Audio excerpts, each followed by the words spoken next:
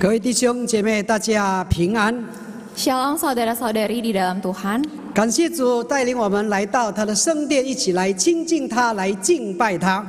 Bersyukur hari ini kita bisa datang ke hadiratnya untuk bersama-sama memuji dan menyembah Tuhan. 巴不得我们捉紧这个机会来亲近神，与神建立亲密的关系。 Mari kita memanfaatkan kesempatan ini dengan baik untuk mendekatkan diri kepada Tuhan. 我们今天要思想的题目就是耶稣的粉丝或跟随者，天天背你的十字架。 Tema yang akan kita renungkan hari ini adalah penggemar atau pengikut Yesus, pikulah salibmu setiap hari. 我们的经文是从马可福音第6章第7到29节。 Firman yang akan kita renungkan dari Markus 6 ayat 7 sampai 29. 还没有思想之前，我们再次低头，我们进入祷告。 Mari kita bersatu di dalam doa. 天父上帝，我们满心感谢你， Tuhan Yesus, kami bersyukur kepada Engkau, 给我们美好的机会来到你的圣恩宝座前。 memberikan kami kesempatan yang baik untuk datang ke hadirat-Mu. 你赐福这个聚会， Berkatilah ibadah ini. 你使用你2位仆人，不论是讲道的、翻译的，都在你面前蒙恩。 Pakailah kedua hamba-Mu, baik pembawa firman maupun yang menerjemahkan. 让你自己也预备我们的心来聆听神的话语。 Juga siapkanlah hati kami untuk mendengarkan firman-Mu. 我们这样祷告是完全的奉靠耶稣圣名求， Kami berdoa hanya di dalam nama Tuhan Yesus. 阿门。 Amin. 亲爱的弟兄姐妹， Saudara-saudari yang terkasih, 当这个群众的偶像去拜访一个国家的时候，通常他的粉丝会特地跑到机场去迎接他，甚至有的为了可以见到这个偶像，他们在这个飞机场过夜，热烈的等待这个偶像。 ketika idola orang banyak datang mengunjungi sebuah negara, maka biasanya para penggemarnya akan datang ke bandara, bahkan rela menunggu siang dan malam atau bahkan menginap supaya bisa bertemu dengan pujaan hati mereka. 这个时代还有各种流行的产品啊，好像苹果只要出新的手机，就是一件一个很大的事情，国民就排队等着这个新的这个手机的。 新的这个手机。 Di zaman ini masih ada berbagai produk populer. Misalnya Apple ketika launching produk baru, maka itu adalah hal yang luar biasa. Ketika Apple launching produk baru, maka para fansnya akan mengantri untuk membeli. 我在这个少年的时候，曾经也是有这个偶像， Ketika saya remaja, saya juga memiliki idola. 就是几个明星。 Ada beberapa bintang film yang saya sukai. 如果大家是这个70年代的人，可能记得那个时候有灯光勇啊、珍珍啊。 Jika saudara juga orang pada zaman 70-an, mungkin Anda tahu Alan Teng dan Chen Chen. 还有秦汉、秦祥林、林青霞。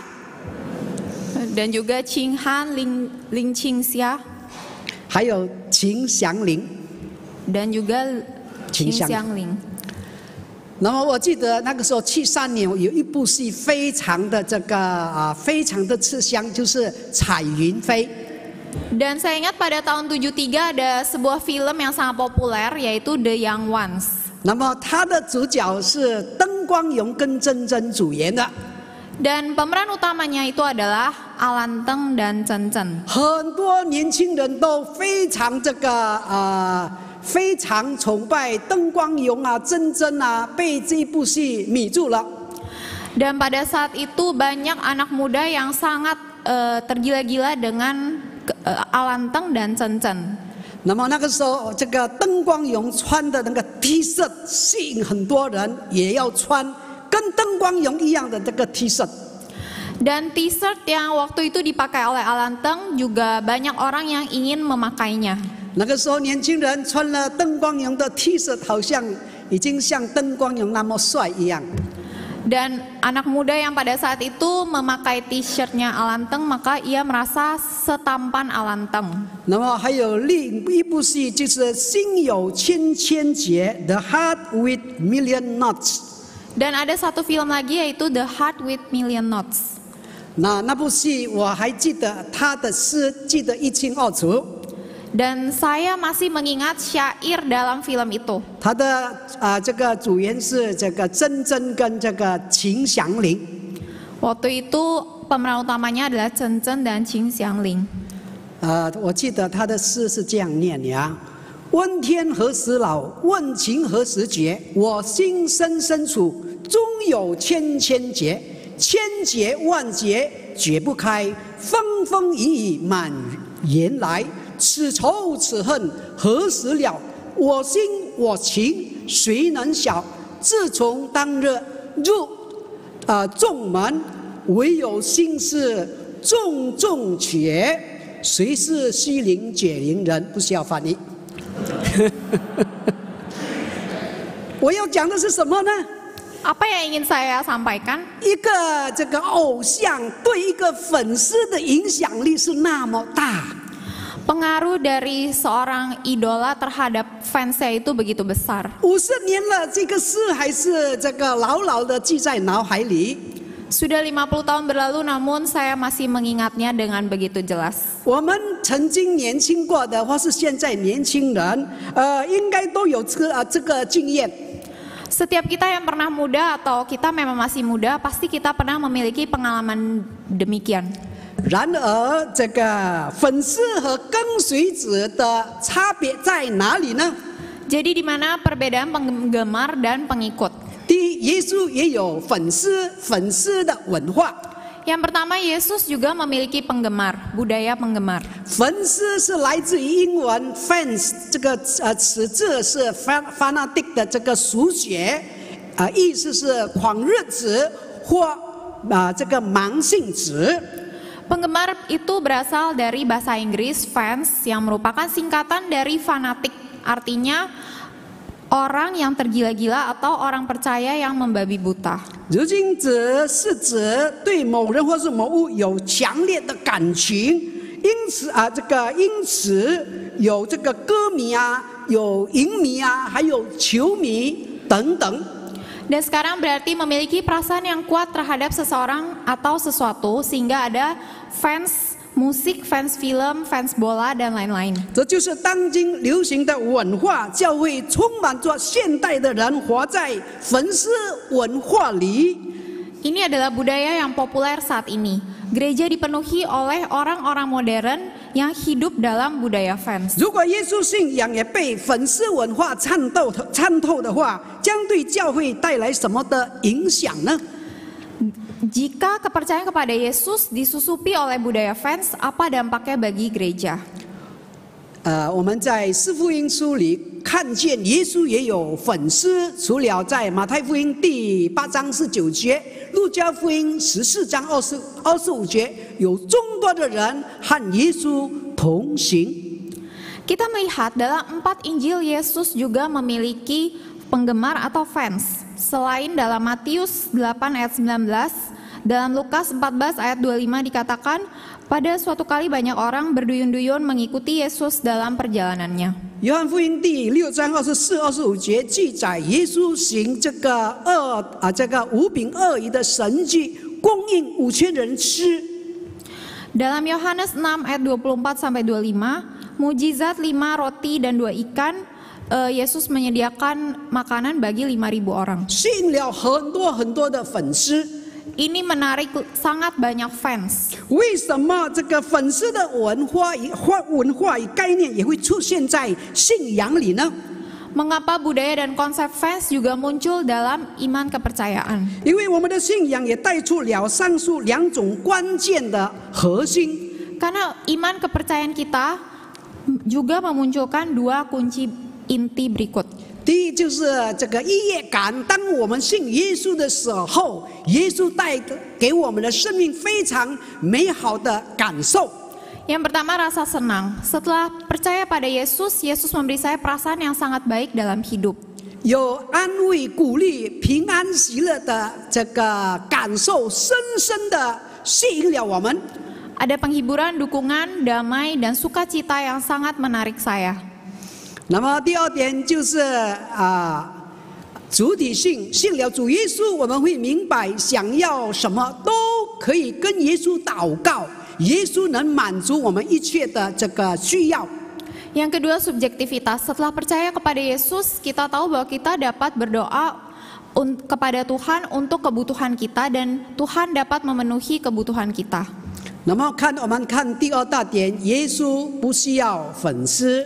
Yang kedua, Yesus tidak menginginkan fans. 在四福音书里，耶稣说：“相信我5次，但是说跟从我20次。” Dalam 4 Injil, Yesus berkata, ikutlah aku 5 kali, tetapi berkata, percayalah pada aku 5 kali, tetapi ikutlah aku 20 kali. 相信的内涵中，如果没有跟随的实质，就不是真正的相信。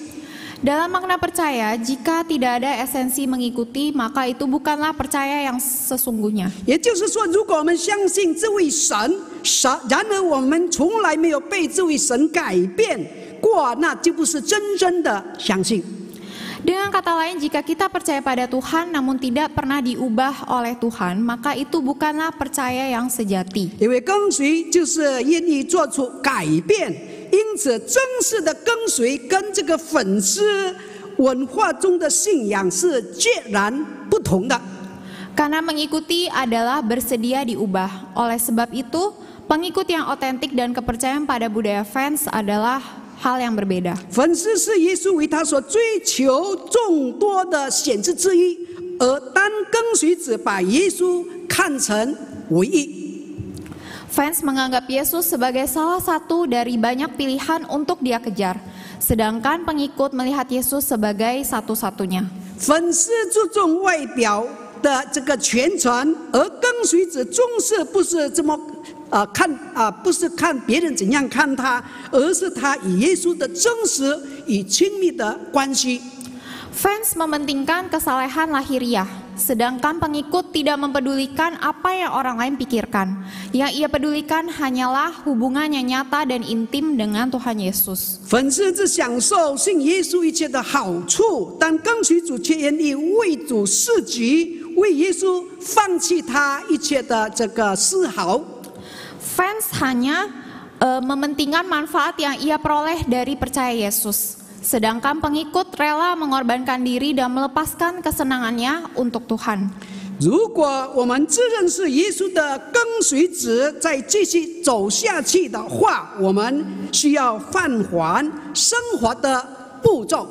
Jika kita menganggap diri kita sebagai pengikut Yesus, jika ingin berjalan lebih jauh, maka kita harus memperlambat langkah kehidupan. 看看周围的这个指标与告示牌，看看同行的人到底是谁，然后问问自己，我们奔跑的是什么道路？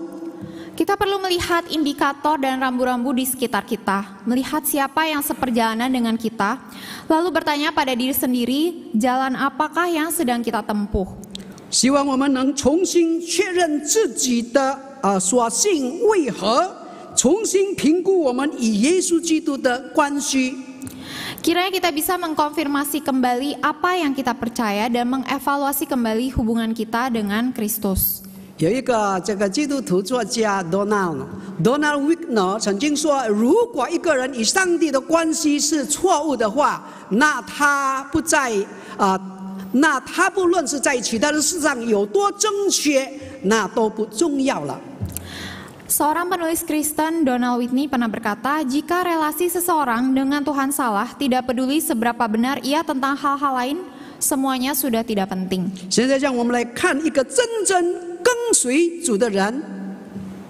Sekarang mari kita melihat seorang pengikut Tuhan Yesus yang sejati. 我们看第一点，就是愿意投入福音的事工，在马可福音第6章第7到13节。 Yang pertama, rela terjun dalam pelayanan Injil, Markus 6 ayat 7 sampai 13. 第一个小点，门徒两个的第侍奉。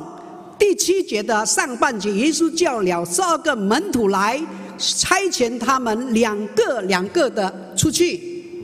Yang pertama, murid-murid melayani berdua-dua, Markus 6 ayat 7a.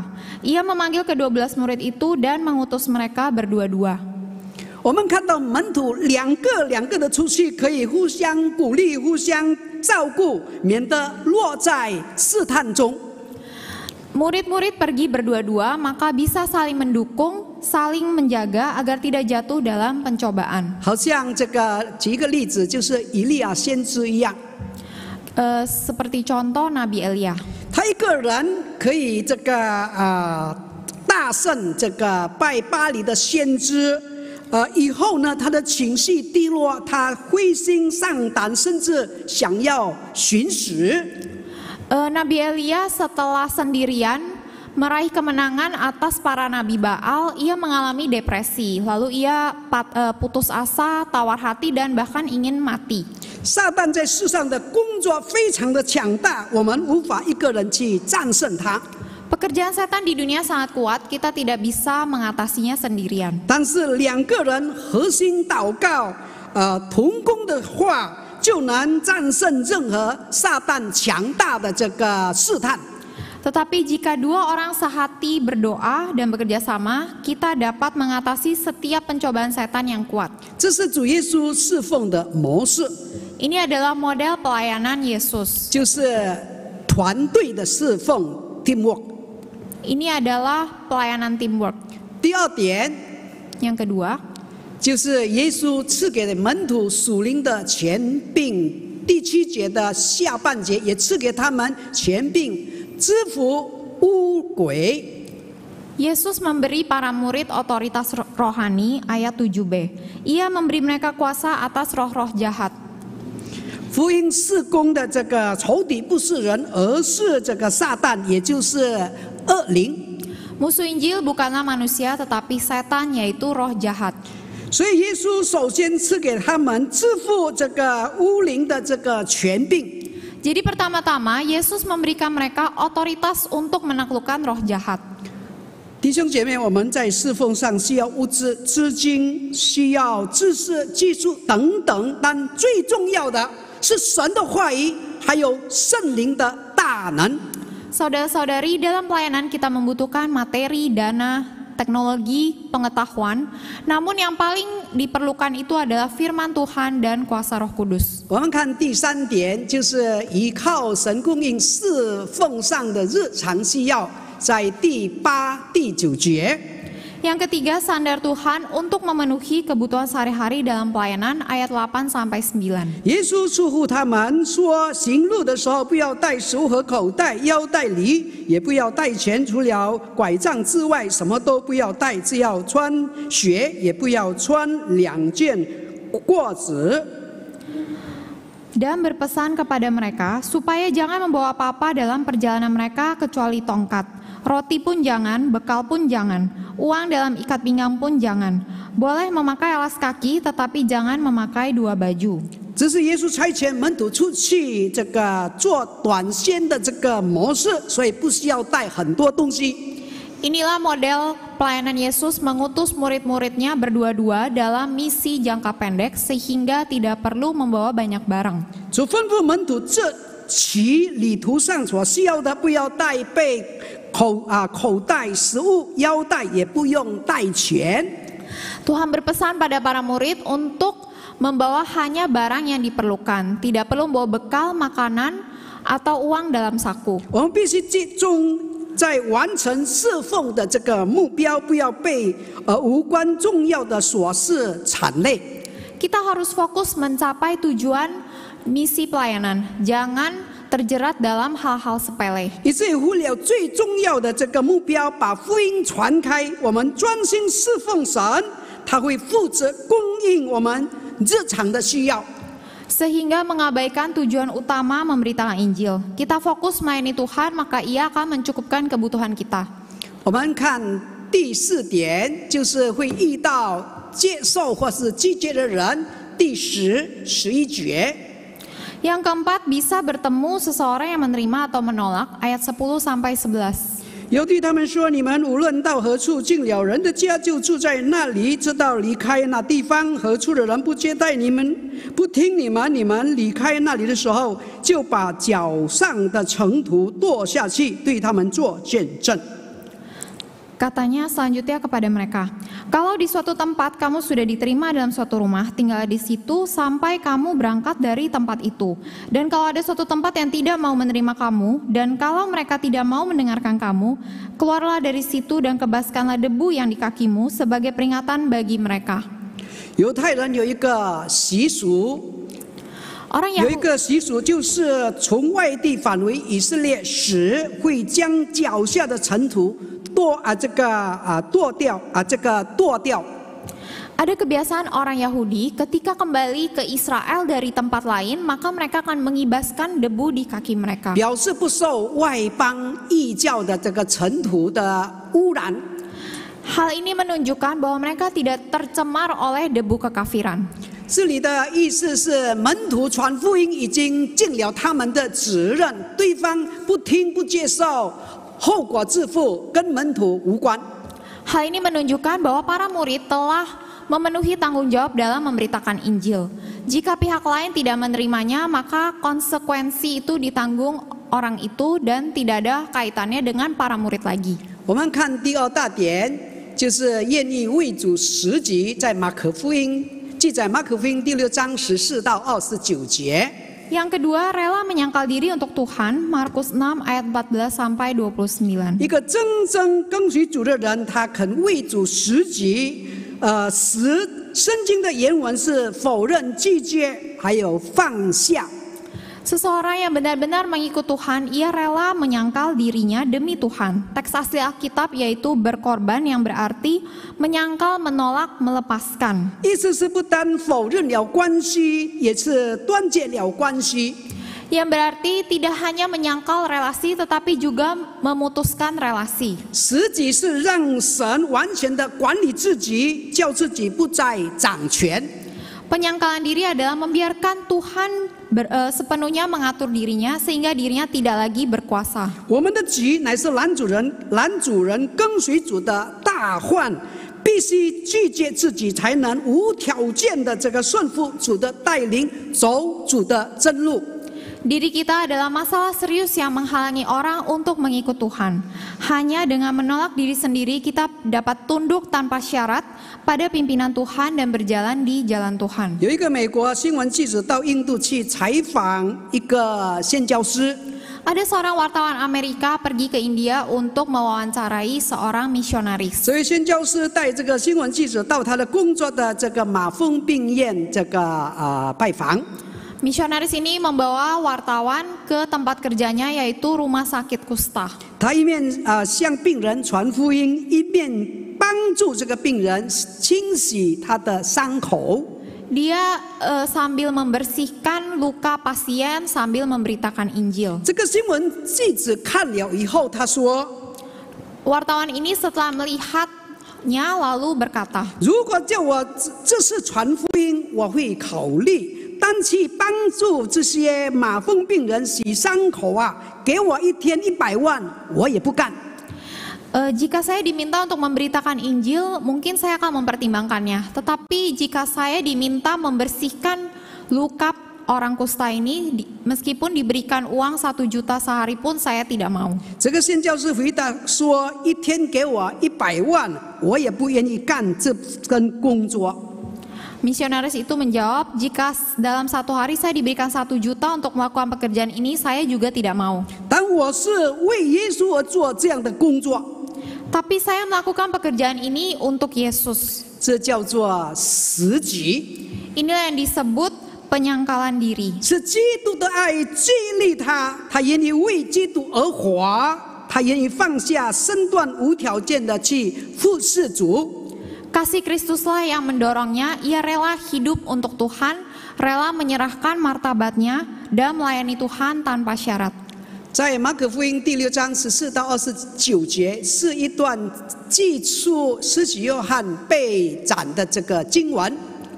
Markus 6 ayat 14 sampai 29 adalah nas yang mencatat pemenggalan kepala Yohanes Pembaptis. 因为他忠于上帝所托付他的使命，当西利安提帕这个犯乱伦罪的时候，他就公开的牵制他的错误，一点也不给他面子。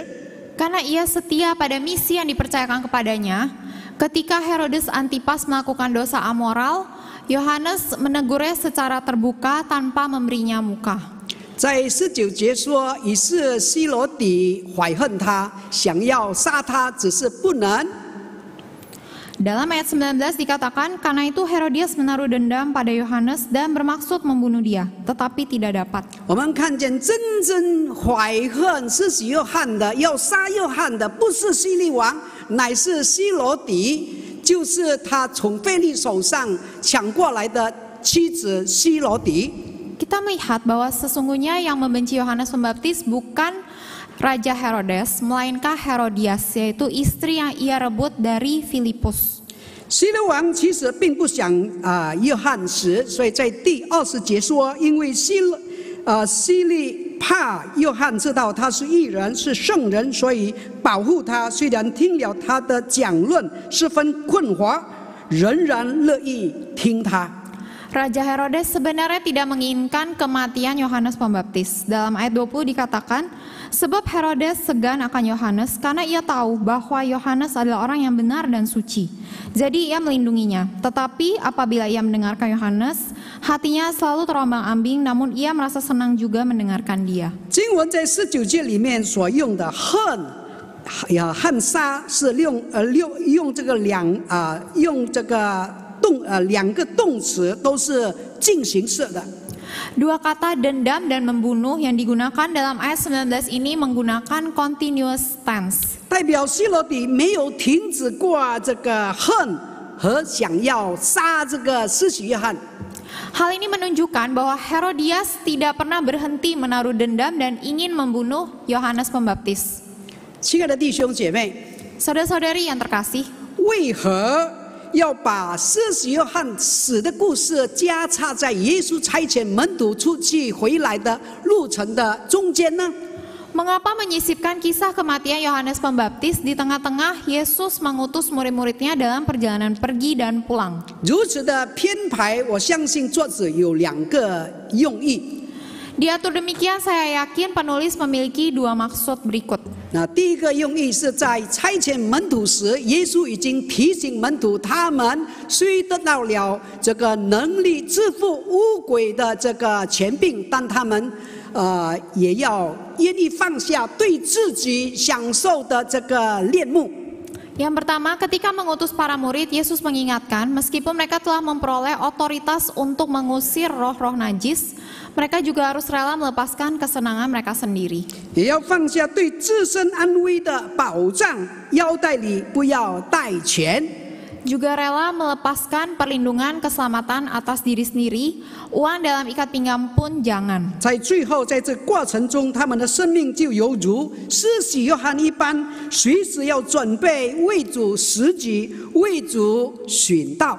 Maka dalam proses ini hidup mereka pun seperti Yohanes Pembaptis, siap mengorbankan diri dan mati syahid untuk Tuhan kapanpun. 那么第2个用意，施洗约翰的这个殉道，是因他对真理的坚持。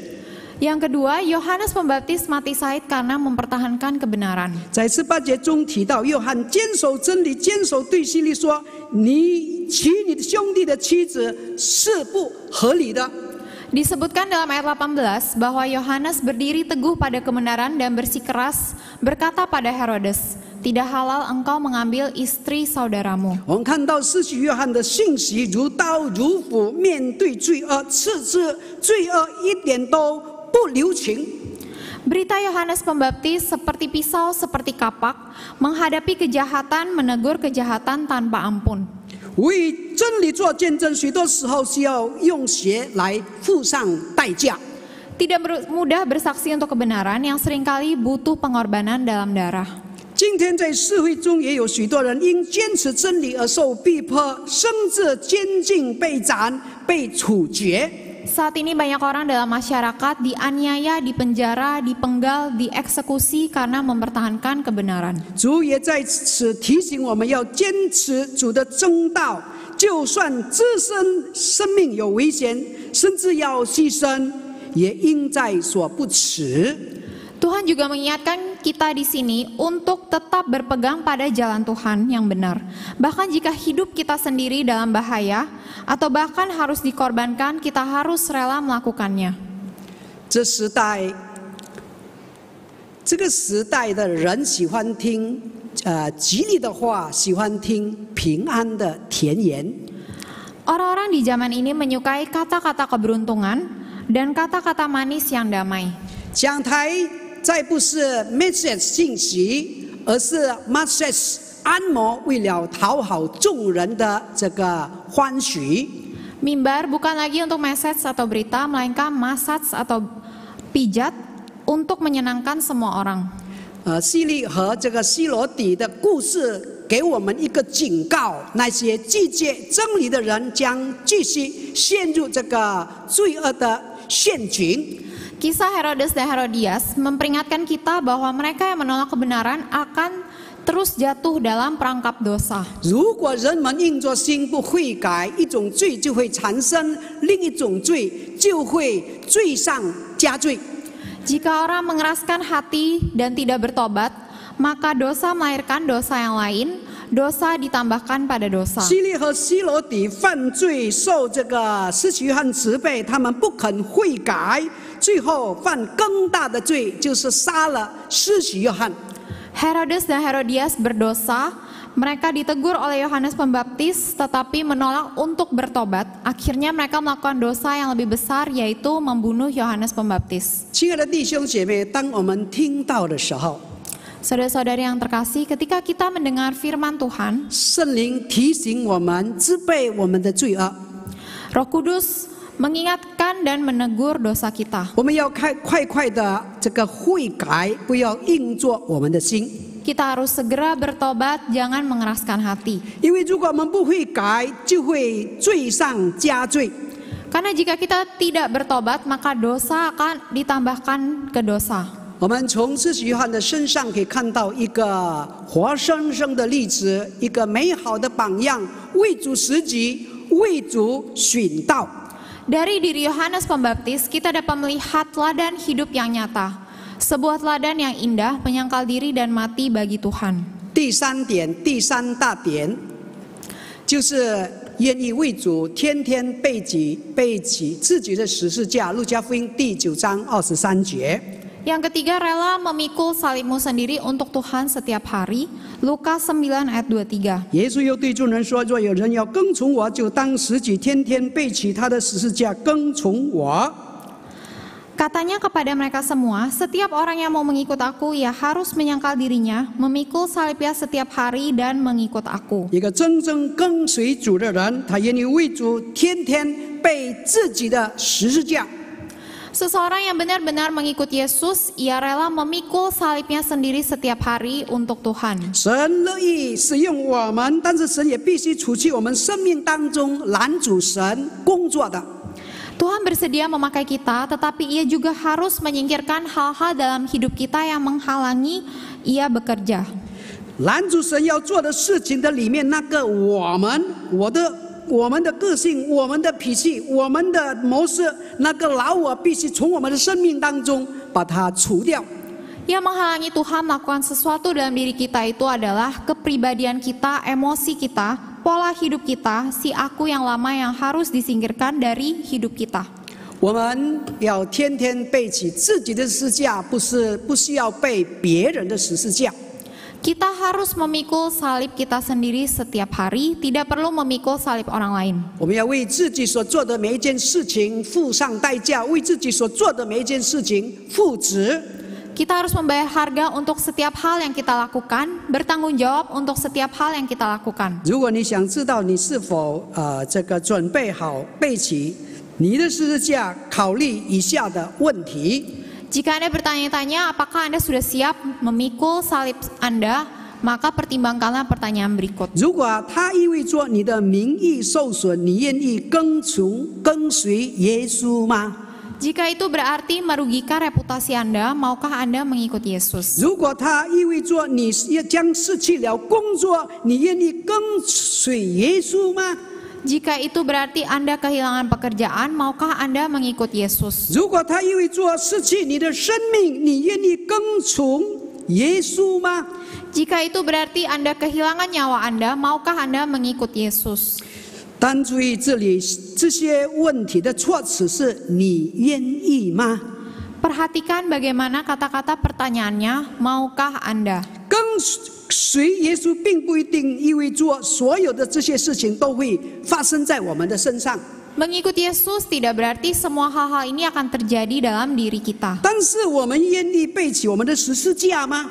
Namun maukah kita memikul salib kita sendiri? 如果在我们的生活中，我们将面临做一个选择，耶稣或今生的舒适，我们会选择哪一个呢？ Jika dalam hidup kita dihadapkan pada dua pilihan, Yesus atau kenyamanan hidup, manakah yang akan kita pilih? 只有当我们愿意背起我们的十字架时，我们才可以称为他真正的跟随者，不是粉丝。 Hanya jika kita bersedia memikul salib kita, maka kita barulah bisa disebut pengikut, bukan fans. 希望我们每个人都是耶稣的跟随者。 Semoga kita semua adalah pengikut Yesus. 我们低头进入祷告。 Mari kita bersatu di dalam doa. 天父上帝，我们满心感谢你， Tuhan Yesus, kami bersyukur kepada Engkau. 你的话语再一次提醒教导我们， Firman-Mu sekali lagi mengingatkan dan mengajar kami. 让我们可以学习成为耶稣真正的跟随者， Kiranya kami bisa belajar menjadi pengikut Yesus yang sejati. 一天比一天更加像主耶稣基督的样子， Hari demi hari semakin menyerupai Kristus. 让我们能够为主而活， Kiranya kita dapat hidup untuk Tuhan, 荣耀主的圣名， memuliakan nama Tuhan, 吸引其他的人归向神。 menarik orang lain untuk datang kepada 我 Tuhan. 们这样祷告是完全的奉靠耶稣圣名求， Kami berdoa hanya di dalam nama Tuhan Yesus. 阿门。 Amin.